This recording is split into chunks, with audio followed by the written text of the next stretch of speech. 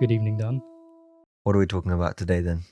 So basically, something that I've had on my mind a lot is whether we should actually upload these episodes at like 2 times speed or 1.5 times speed, basically sped up a bit rather than just a normal 1 times speed.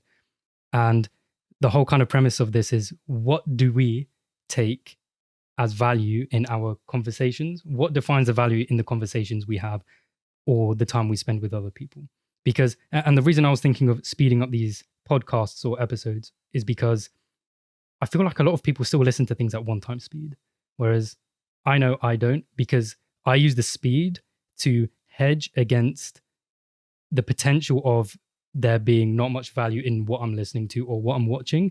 So speeding up at say 2 to 3 times speed and I'm listening through a podcast or watching a YouTube video, I am essentially hedging against that potential lack of value and for some slight lack of comprehension. Maybe. So you're saying, sorry to interrupt. So you're saying if you're watching the video at 1.5 speed, or 2 times speed, you're not taking quite the same amount of information from the video. Yeah. But that's being offset by the value of saving time watching the video. And then there's nothing stopping you from going back and watching something again. Exactly. So it's just a net gain overall.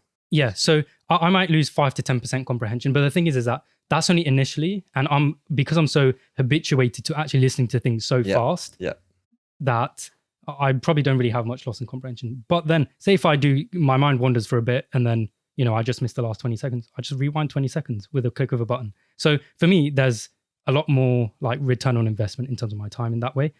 So, and just listening to that allows me to get through things very fast. So sometimes when I'm having conversations, say with my parents, my mum, or say with friends, and I tend to go off on things because you're a bit like that. Yeah, I am just like that. I tend to give lectures just generally. For free. Yeah. When that happens, I tend to, when I get into the flow of it, I start talking very fast. And people just say, I'm rap gone, just slow down. And the reason I tend to do that is because when I'm talking to them, I'm like, I don't know if I'm going to provide value for them, either in the form of information, entertainment. I'm not particularly funny, so that one's out the window. So some kind of information that they can potentially use to, create some kind of paradigm shift where they maybe can implement something in their life or take something into account. If I can't provide that, then at least I'm just saying it so fast that I'm taking minimum amount of their time.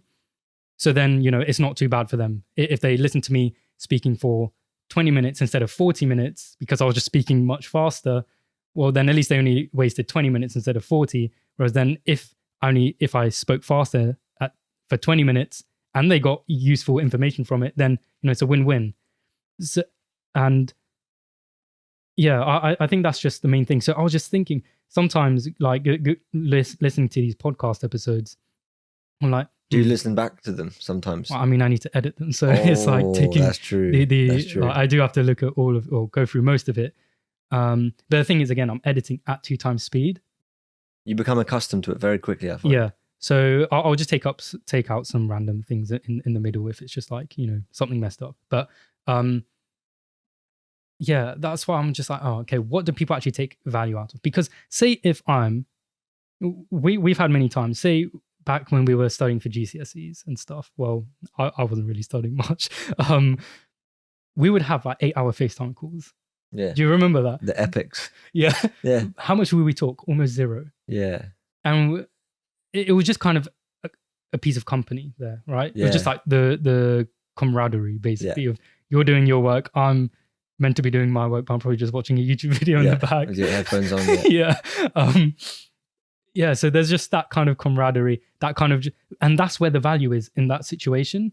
But I only have that with very few people where I can just kind of sit with them in silence. I do that with my mum, kind of like in the morning, say like breakfast. I'm just sitting, she's just sitting, but I'm getting a lot of value out of it. Yeah. Even though we're not talking or exchanging information. But when I'm with other people, at least we're probably I'm not at that level with most people to just be able to kind of sit with them and just kind of take value. I don't mind doing that, but I don't know if they like doing that because I don't think most people probably do. They want to be doing something or talking about something. I guess that's why a lot of people just kind of small talk because they feel like they should be doing something. Whereas I'm like, if I am going to talk, I should at least provide value. It's a big thing I go by where if I'm talking, I should provide some kind of value. Otherwise, it's better for me to just shut up and sit in silence. Yep. And yeah, so I've got two things to say on that vein. The first one is in the context of a conversation with someone. So, for example, when you say that you speed up, I have a friend who does that a lot. Okay. Where he ends up speaking, I notice it. So when I'm with him, it's a carbon copy of what you described. If you're with someone you know well, he knows me very well. So between us, he speaks quite slowly.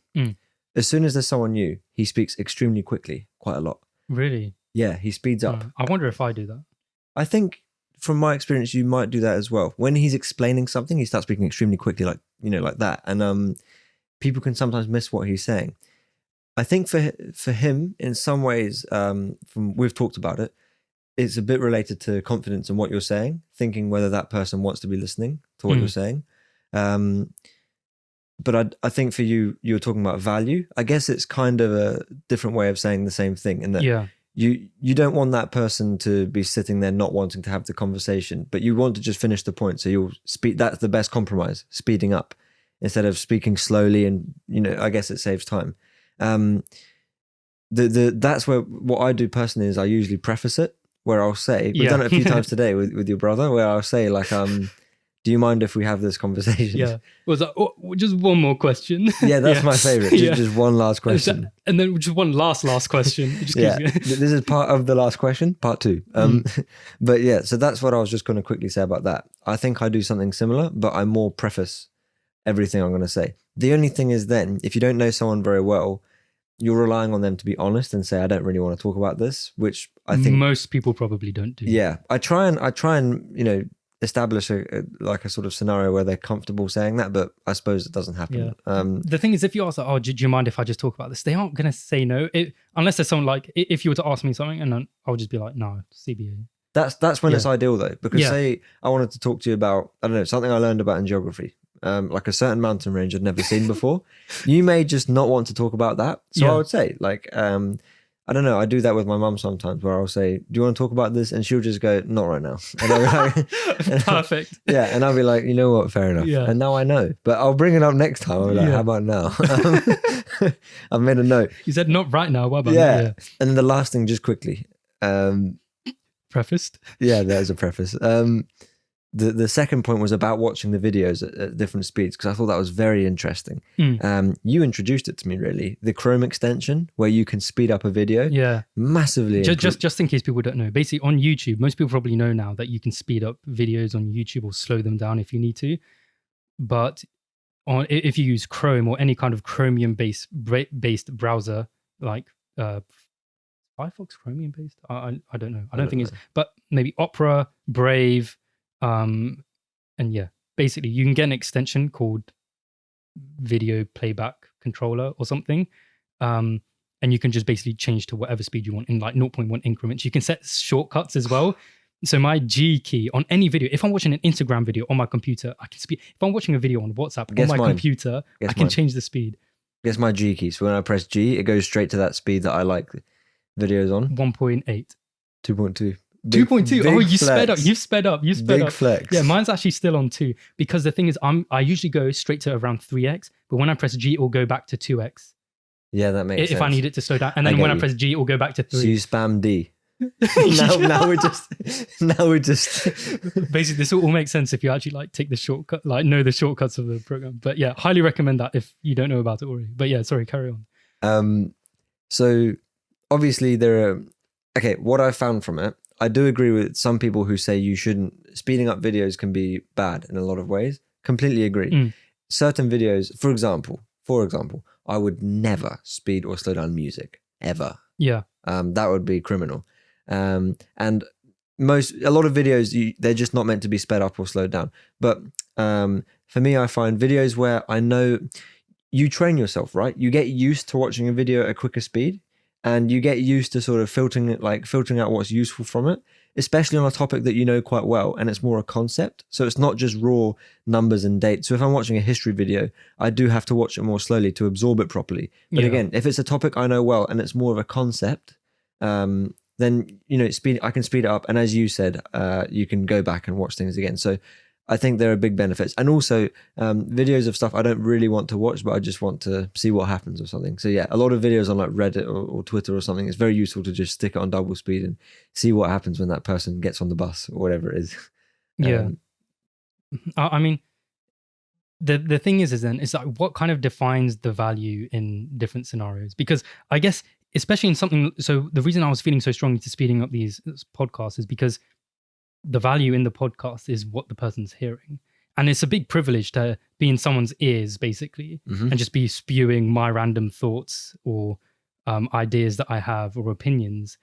So I want to make sure it's valuable, or if it's not valuable to them, then at least they can get through it quickly. Yeah. So yeah, that's why I was like, if a lot of people don't actually speed up the videos, and a lot of the people I know tend to really not, then I was like, man, should I just save that person the potential like waste of time just by 1.5? I think most people can just comprehend what 1.5 times speed. Yeah. Or at least it will take some getting used to for maybe like the first minute, but then after that you get very used to it. The best example I can think of from recently for me is yesterday. Remember I told you about hepatitis when I was learning a bit about it. So it's just a random topic in med school that I knew about for exams, but I didn't really understand it very well. But I had the context, right? I knew about hepatitis. So my point in this example is that you can learn how to speed up videos and like when is a good time to speed it up, slow it down, go back. There's a bit of a knack to it. And I'm a lot more comfortable doing it now, where with that video, it was a 45-minute lecture on hepatitis, just on one of those YouTube God like teachers. And and yeah, his name? Armando. This guy, not Armando. Oh, no. Armando. A big plug for Armando, though. But, this guy was Ninja something medicine. Oh, Ninja Nerd Science. Yeah. Bro, that dude is a genius, man. Oh my God. I don't know how, he just gets it so His well. drawings are so good. But anyway. Brilliant channel. Anyway, so I watched his 45-minute video on hepatitis. And as I said, it's a topic I know well. So I was able to watch it on 1.6, 1.7. But then there was nothing stopping me when he got down to some of the details in the pathophysiology. I would just slow it down to 1 or 1.2 and then speed it up again. And a good what's the word for it? A good like yardstick for how well that system works is today.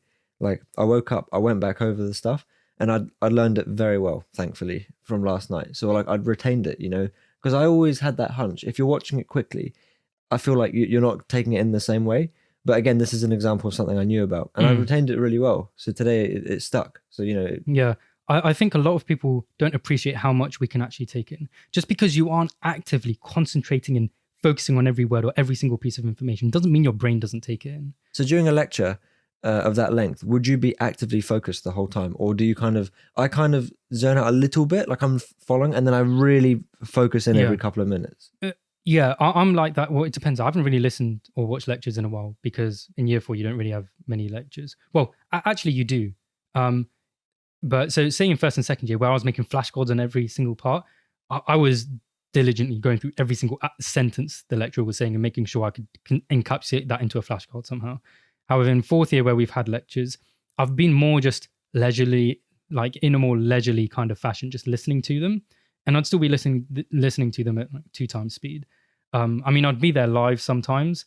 Well, most of the time I'd be there live, but then I wouldn't really pay much attention just because it's too slow to keep me engaged. Because at least when it's faster, like when it is faster, I do have to pay more attention to actually make sure I take everything in. Yeah. Because you can miss, because now if you miss 5 seconds, you've missed 10. If you miss 30 seconds, you've missed a minute. That's a lot of information gone.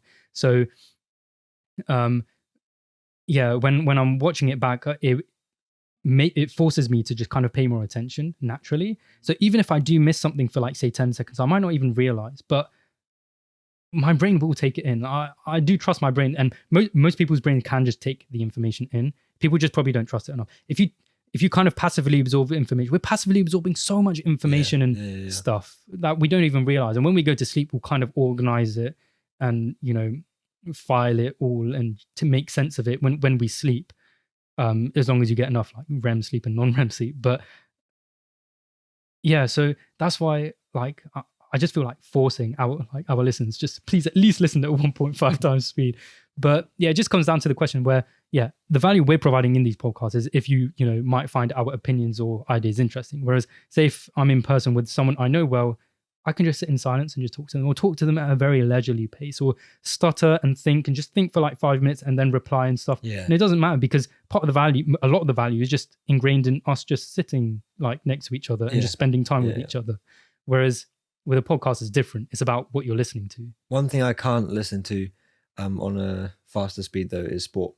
That's just a random point. I was just thinking about it. I never ever watch sport as well on anything other than 1 times, just normal speed. Yeah. So do you know Corridor Crew on YouTube?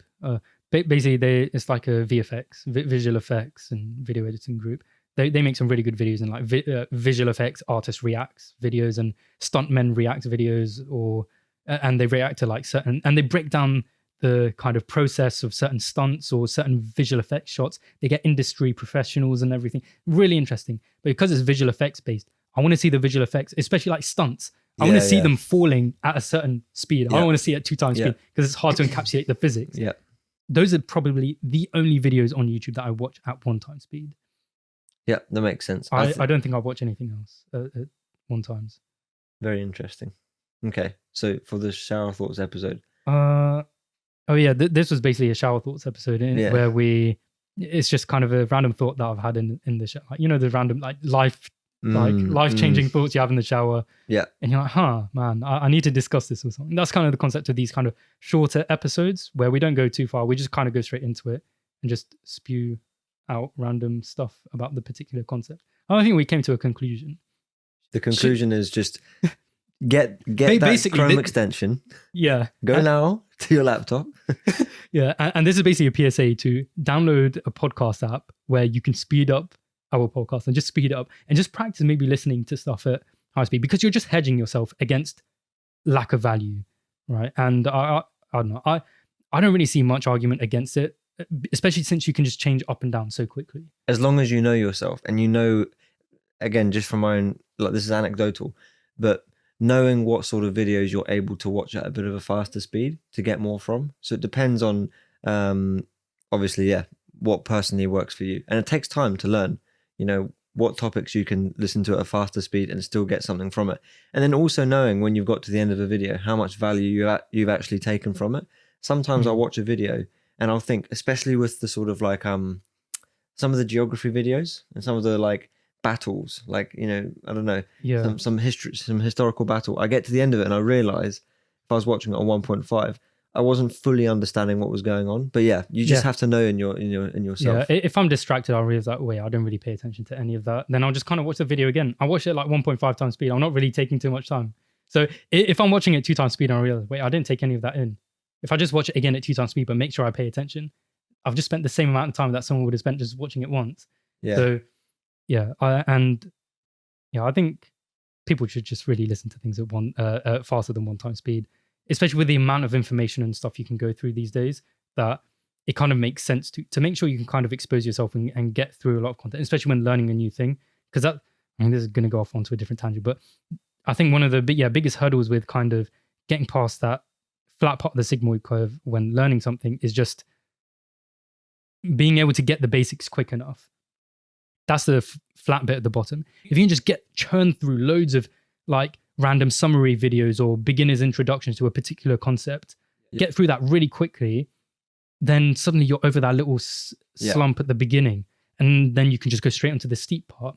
And that steep part is probably going to have things that are more difficult where you can kind of spend more time. But because you've got that momentum, that's really true. That's really true. I'm not going off on another tangent from that. I'm sticking on this tangent. But that with the hepatitis thing yesterday, again, because it's just the most recent example, I watched 3 or 4 videos before that at 1.5 times speed, 2 times speed, where they were just giving an overview, but it was the same overview, like it's hepatitis, just from a very slightly different angle. So I was learning something new from each video, but because they were faster, it didn't feel like I was wasting time as much. So I was losing a bit of content, like a little bit of retaining knowledge from it. But because I was watching multiple videos, I was taking them in still.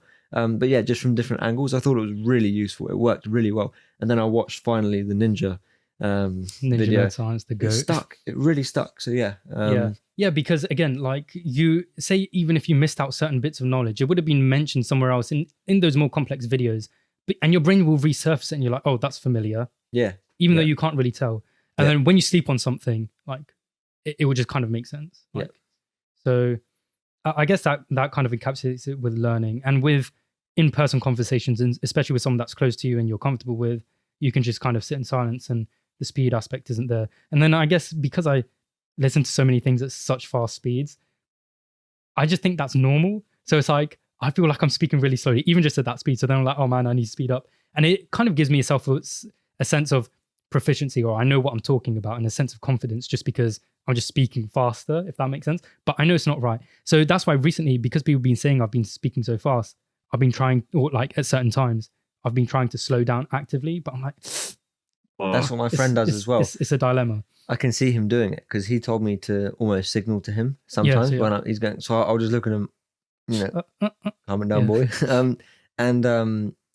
That leads me to think of a question that I'd want to ask the audience. In that, have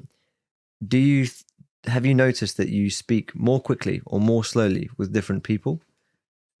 So around whom does your speed increase, and around whom does it decrease? Because for me, certainly, when I'm speaking to certain people, it varies massively, and I think that's a very normal thing. So we kind of do it ourselves without realizing, and we're tailoring it to that person. Yeah. So with me that, for example, I'm very stupid. So you have to. That's why you speak super slow with me. Yeah. But then when you're speaking with someone very clever, you speed up. I guess that's something that we subconsciously do. I definitely do it all the time. And it's about ascertaining how much value they're going to take from the conversation, how quickly you need to speak to either keep their interest or make it a valuable conversation for them. Yeah. And it's something that we probably don't think about all the time, but we're just doing subconsciously. Yeah. And I think going from that it's probably easy enough with people because you can either ask them straight up, oh, do you mind if I just talk about this? They'll say yes or no if they're comfortable with you, or just, good friends or whatever. But the hard part is when you're meeting someone new or someone you're not so well acquainted with, then how do you kind of figure out whether they're taking values or something?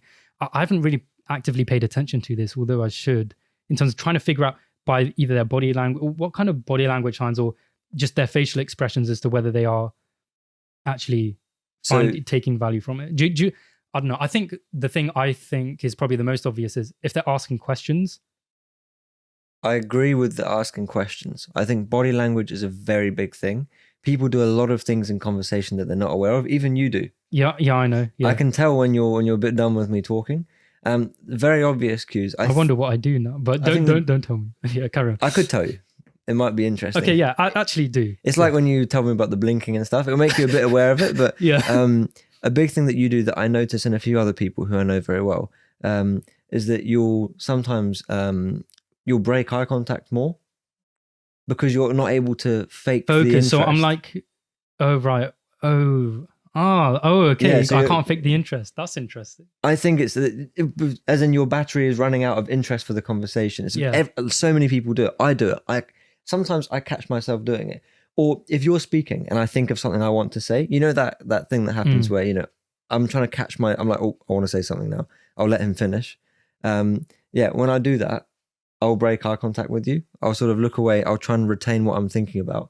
And because the interest isn't in, I'm not taking in as much information from what you're saying. So I always look at what they're looking at.